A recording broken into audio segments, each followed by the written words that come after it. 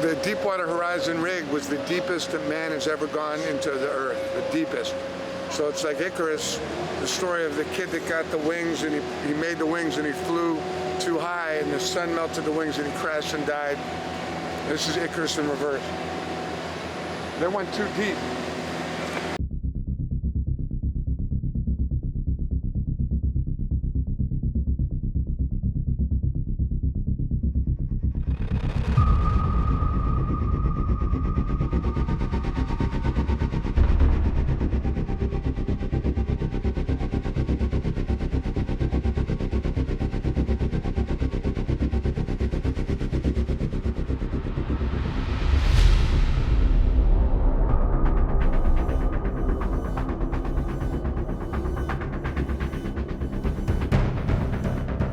It's funny, you know, after all these years, I suppose the one thing that I take for granted is that the sets will be great.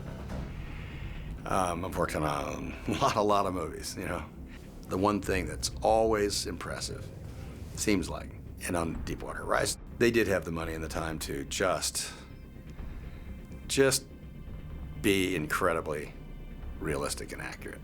I mean, we went for a very high level of realism with our set design, and our production design team was extraordinary. And we obviously built a giant rig, one of the, I think, biggest sets ever built. I would say it's certainly the biggest engineering feat I've been involved with, and I would venture to guess it might be the heaviest set was ever built. I mean, we bought 2 million pounds of steel to build this thing. We had 64 trucks of cement. We had, you know, insane amounts of construction. The thing is, at its highest point, I want to say it was 82 feet off the ground. We build this whole thing on the ground. What are the problems with doing that? What do you see out of it? You see the front of the rig and the ocean. Well, the ocean's easy. Yeah. The ocean we're never going to have anyway, right? The front of the rig is not that difficult either. We can shoot plates from All the right, set. so let's build this on the ground. Done. Okay, this is being built on the ground. Done. End of story. So we're now up on the drill deck, which is above the main deck. So this was a pretty important piece because this is where everything happened in here. And also we put an awful lot of time and effort to getting this right with the detail because there's just so much took place here. And also it's an environment that nobody's really ever seen before. You know, this is my bit. We're on a spaceship. This is nobody sees this kind of stuff. So we had to get it right. One of the most important elements of the movie, or how the movie is made, or the visual treatment of the movie, was to keep the foreground and midground, the elements of the oil rig, of the people, of all the layers that you're seeing visually, real as much as possible. On our drill deck, there are only 2 pieces of real equipment here. One would be the roughneck, which is the red piece of equipment there. We actually ended up buying that. And then the piece behind you, which is the assistant driller's shack. Those are the only 2 pieces that we ended up buying because we had a huge weight issue. We've got so much weight up here, so we ended up having to build everything. We got the top drive here, which is actually twice as big as this. We're going to be extending this in visual effects. These things are just so heavy in real life, so we ended up building all this stuff in the end. And other sets that we put on top of that rig, sometimes with computers, sometimes practically. I'm Mark Fisicella. I'm the supervising art director on the movie. And we're here at our Six Flags lot where we're constructing our main rig of the Deepwater Horizon. We just raised the helipad, which is now set atop the what will be the bridge set. In fact, we landed a helicopter on it, so it had to be really rigorous engineering because a helicopter, and we have real people in that helicopter, and our whole cast is getting off the helicopter, their arrival. It was an extraordinarily complex build, and if you're gonna build a set that has a helicopter pad, a working helicopter pad, you're no longer being held accountable by traditional Hollywood film set construction codes of engineering, and you're now dealing with the Department of Louisiana engineers, and they're coming down and having to triple sign off on every weld and ultrasound the welds to make sure that they're solid, and you're being held to the same standard that you would be held to if you were building a hotel or an apartment building, which, you know, considering you're building a movie set that's only going to be used for X number of weeks, You know, that's an interesting reality, so you want to make sure you really use it, and I think we put it to great use. Mike Williams, you cheap bastard!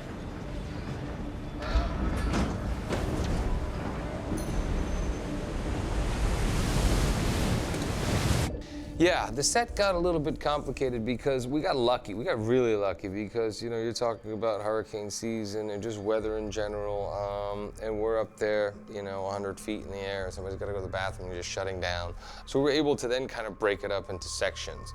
But, you know, you want to make it as realistic as possible. You know, you could go on a large stage and just green screen and just be sort of say, okay, well, this is there and this is there, and, you know, and just kind of run around and then kind of figure it out with ILM later on. But we wanted to make it real. And then there's just the general safety issue that because we're dealing with fire and heavy pressure, oil blowing out, and slippery floors and hard steel surfaces at that height, and it's 120 degrees and real humid, and there could be another hurricane coming any minute in New Orleans, that we had to plan very carefully to make sure that we were, you know, creating a safe environment for our cast and crew.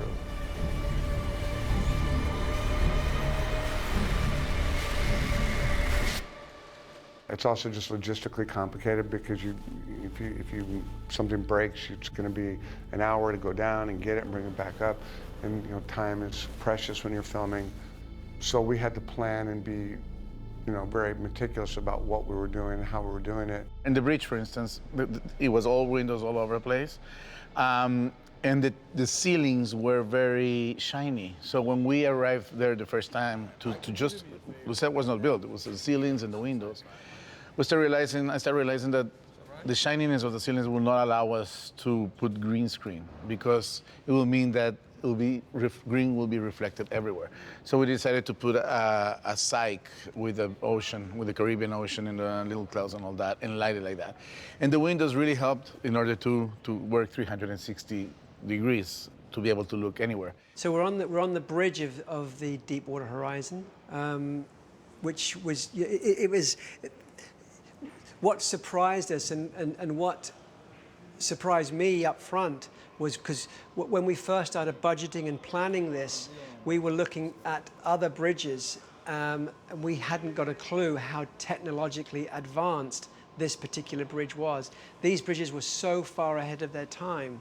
And obviously, this is all this stuff is now 10 years old. So we not only, you can't get this equipment anymore. So we had to build everything from scratch. And that created its own problems in itself because there are no drawings. So we had to just make the whole lot up. So we then started contacting the manufacturers to try and figure out what this stuff looked like. You know, it was 10-year-old stuff. All the instrumentation on here, the screens and everything. This is all state-of-the-art stuff for when the accident happened. But obviously now it's all 10 years old, and with all this stuff, it just gets trashed. Nobody keeps anything. So we were trying to work from brochures and stuff like that. So we're trying to follow each person that we know, where they've gone and what they've done and what they went through and where everybody was and how they escaped, how they helped each other. And so to do this, we've broken the set up into a number of pieces. Some is really at 50 feet in the air on a giant, huge, multi-million pound steel set.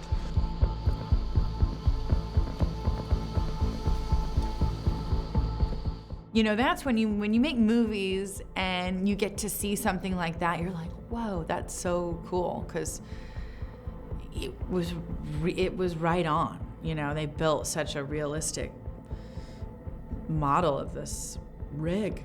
I prefer live. I prefer real because it makes me think of something. It kicks me off. The other actors and I can work with it, you know.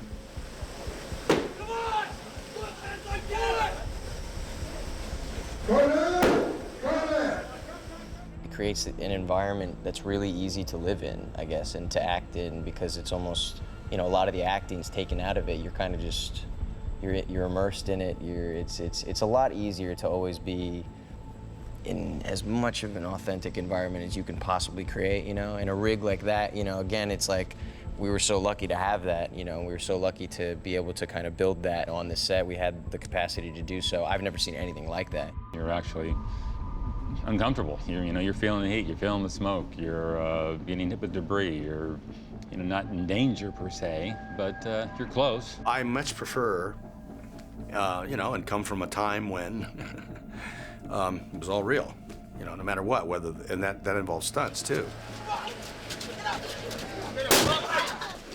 Cut! Static, release! Cut! When the train's actually coming down the track and you gotta go across the train track and you do the old stumble and the audience goes, and then you just make it across. In the old days, well, you did it as good as you could do it. You didn't mess up. You didn't fall down because you were gonna get one shot at that. Nowadays, there's no train there. There's probably no tracks.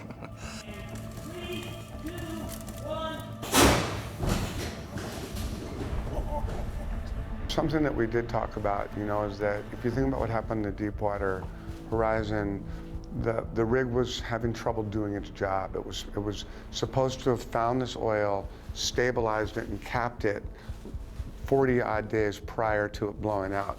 And the rig, I believe, was operating somewhere around $1.5 million a day. Bob, let me impose upon you what I think is most important here. We need to go from Macondo to Casquita by May 16th. They were 43 days behind schedule. They were over budget. And you could see a lot of similarities of what happens when you're 43 days behind and over budget on a movie. The company's paying close attention to what's going on. People are feeling the pressure of what's going on. They feel the responsibility of what's going on. So there was a lot of money at play. They were behind schedule. And that's when people started making bad decisions. And in many ways I understand that. If you're my boss and I'm not doing my job and I'm costing a lot of money, well, you're gonna get your ass handed to you. So you're gonna hand me my ass and we're all gonna start working probably a little bit faster and maybe cutting a few corners. Deepwater Horizon, this is Damon Bankston. Go ahead. The OIM wants to know what you're doing here. Well, here we're getting off this beast and moving on to the next. You can call it a bitch. When are we supposed to be leaving? Well, I'm told to be ready to start taking on drilling mud about 1800. Wow. And on movie sets, everything's fine as long as you're making your days, you're not going over budget, everything looks good. You don't ever see the studio, you don't ever talk to them. But once you start getting over budget and people start getting nervous, then pressure starts being pushed downstream, and that's when you can cut corners. And in the case of a movie like Deepwater, you could end up doing something that's not as safe as it should be, and someone could get hurt. And we were going to be real sure that didn't happen. So we have all the same issues as last night. When the fire bars are on, when we cut the shot and we bring them down, they're going to be hot. We need to keep away from them. Wind as well. If the wind picks up a bit, then we need to be careful with certain flames when you bring them up to height, so that they don't get too close. There's also fumes issues if the wind's blowing this way, and we've got the big propane in the water, then it'll get a bit fumy. So all these issues could happen tonight. Smoking, okay? We're very strict on smoking. If anyone's found smoking up here, be prepared to be dismissed instantly, okay? We're standing at the top, 60 feet off the ground with enough gas to probably blow up half of New Orleans here. So let's not smoke up here. Very, very silly. Please, please, please. And if anyone sees someone smoking, you don't have to call them out. You come and tell me, and they'll hear about it. But I liked it. I liked going up on the rig by myself. I'd go up there during the day, I'd get to work early, just kind of walk around with Mike, and I really wanted to know and understand all the different things. There's so many moving parts. I mean, at one point he said there was literally 390 pieces of equipment that needed maintenance, and that was just scratching the surface. The sets were unbelievable. I mean, what man can make is unreal. And talk about putting an actor right where they need to be when you are just making this life-size oil rig on land. It was spectacular. But for us, I mean, you feel like you're doing something real. You're not surrounded by green screens, and you're not kind of, on a wire, and then all of that's going to be you in space. It's so much easier for us to do our job when we're surrounded by something believable. At least to us. Anything that can make us feel more like that it's more real. I guess helps.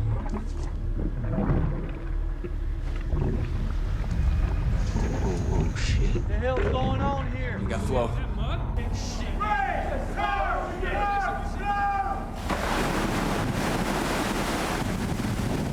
Very good. John Malkovich is a very unique human being. Took a big fall, kept going. It's a huge set.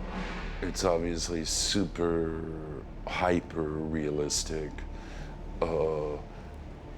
with the exact lifeboats, with the exact surfaces. Let's say it's not difficult to imagine the confusion and the panic that must have ensued.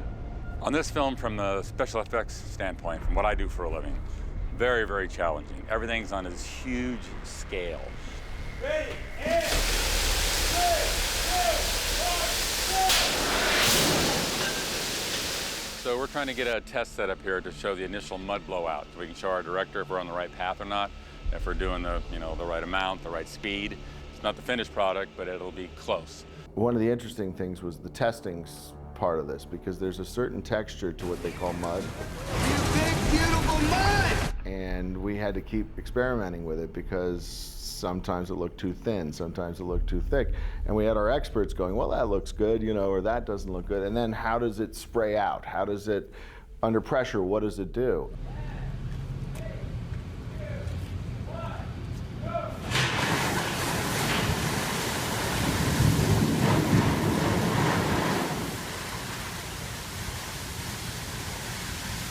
We have fire, but we need hundreds of feet of fire.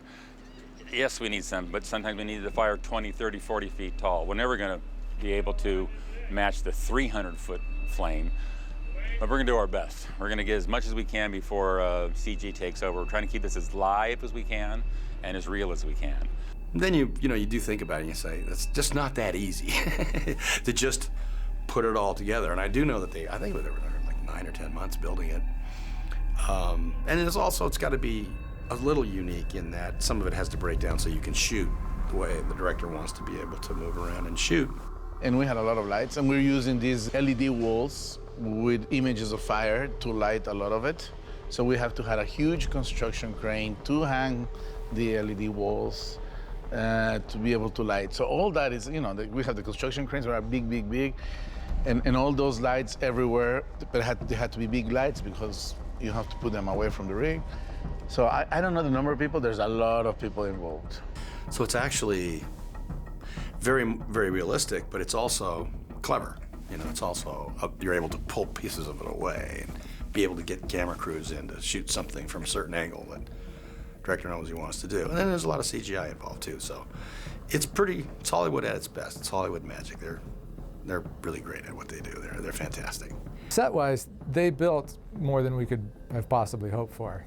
There was a 85% scale, 60 feet off the ground, steel structure built in the middle of a giant parking lot with a huge water tank under it, and a helipad that you could actually land a helicopter on. For all that, though, it was still just the front face of the rig. The other 200 by 200 feet aspects of it, including all the workings of the wellhead and the derrick mast, all that needed to be CG. Trying to position an eye line for the crane operator. It's a little tricky because we have the base of it, and the cab hangs off to the side of 50 feet off the ground. And we need it so that Mark Wahlberg's eye line can be correct when he gets his lines from the deck up there. ILM is the best, and it's a confounding experience because these guys are really smart. They are technical beyond belief. Pete was pretty intense when we first met, and he's an intense guy. He can be intense talking about chocolate chips, but speaking about a subject that was important to him, it became very clear very early that the emphasis was on realism, was on telling the story, and having the effects support it. You really have no control or general vernacular that you can use to speak with them. It's like they're speaking Mandarin Chinese and you're speaking, Swahili. They're just so different. So you have to just be like, this doesn't look real. This needs to look more real. I don't know what that means to you. That's what I say to them. figure it out. And they're like, well, you mean like the G particle of the third retro is not, I really don't know what that means. I just know this doesn't look real. Make it look real. To Pete, that means the fire, everything had to be as real as possible and as intense as possible. He kept using the word fierce, especially when referring to the dynamics and the disaster itself. Whenever we started talking about fire, it had to be more real, more intense, more epic than what you'd seen before. And the thing about ILM is they know how to get it, and it might take a minute and you have to learn each other's language, but I thought they did a wonderful job with the fire, which is not easy, with the atmosphere, which is not easy. The set extensions I knew they could do well, but the energy of that rig falling apart, I thought they did a very good job. Whenever you have a script like this, that's of this scale, there's always a division between visual effects and we're in the same group, but it's between visual effects and on-set effects. And so we desperately try to narrow down what we can do practically, what we can do practically that they can augment and make better, and then what they're going to do completely digitally, either with plates, elements, or just complete CG. There were times where even the sets that they built, which were great to shoot on, you could get any angles you wanted, and you could have pyro on the set. It would have to be replaced because even the pyro that you could put on the set would be very sourcey and very safe looking. There's something about movie fire on sets that it has to be safe. It's very dangerous. But there's a propane look to it that isn't the fiery, intense Inferno that you need in a movie like this. That's a long process just in itself, and it's an evolving process that, wow, we can do that, so let's shoot it live, or oh my God, we can't do that, and VFX comes to the rescue. Effects like this movie, they're based in reality, and there's not the fantasy aspect to it that you can kind of escape in your imagination. It becomes a challenge of matching what people have in their minds. Everybody's seen fire. Even this specific fire, the majority of people have seen some footage of it, or at least photographs of it. They understand the scale of it, they understand the intensity of it. So it's a challenge to us to kind of match that expectation. The physics of it was really important to us. Also, fire in general has not been done very well in visual effects. My experience, my point of view, and I think a lot of us has been, they haven't quite gotten it right up to now. And so we went to ILM and said, okay, here's our problem with fire. We see this problem, we see this and that. And so we integrated special effects fire with the CGI aspect of fire in a way that was very, very cohesive between the two units. And ILM really pushed the limits of what they've done, and I think they did an extraordinary job. These sets were built for pyro.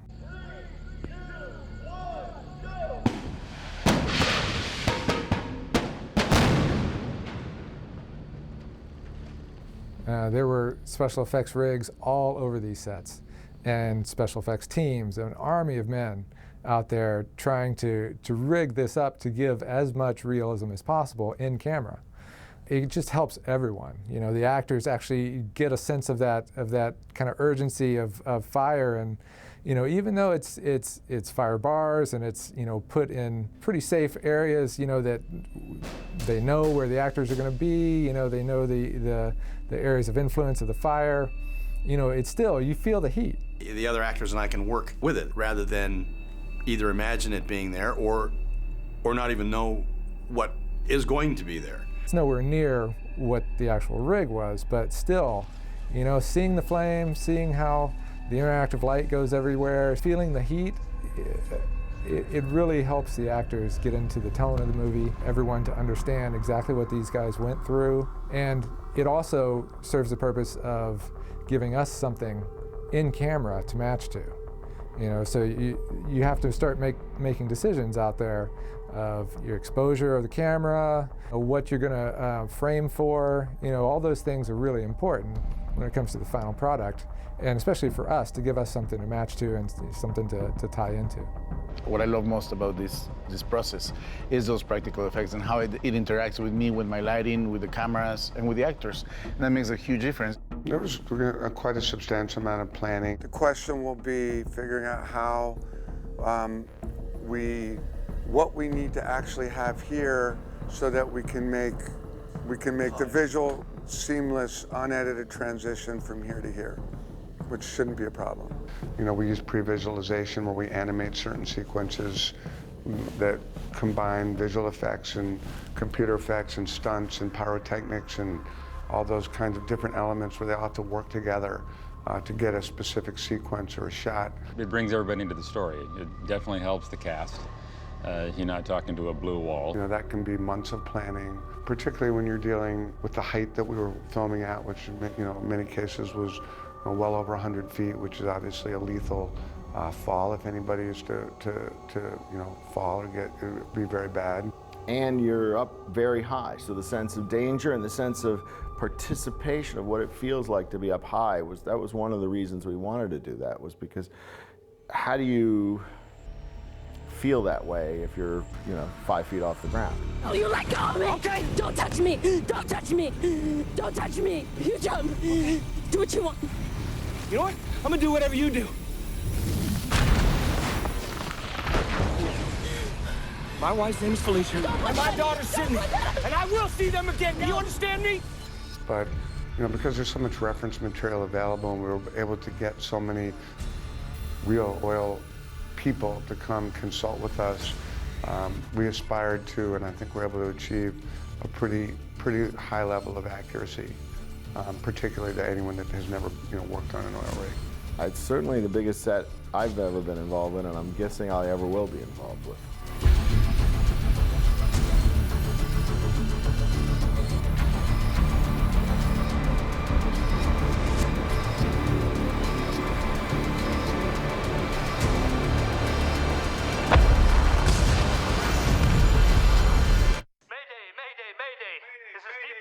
This is motor vessel Damon Banks. The Deepwater Horizon has exploded and is on fire.